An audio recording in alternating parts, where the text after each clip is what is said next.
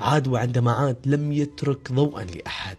هذا جود، كان كل شيء في هذه المباراة، كان النجم، كان المدافع، كان المهاجم، كان الصانع، كان المسجل. ما الذي تريد أن تشاهده من جود ستشاهده يقدمها في هذه المباراة. وأمام من؟ أمام برشلونة. استمتع في هذه اللحظات لأبرز ما قدم جود في هذه المباراة.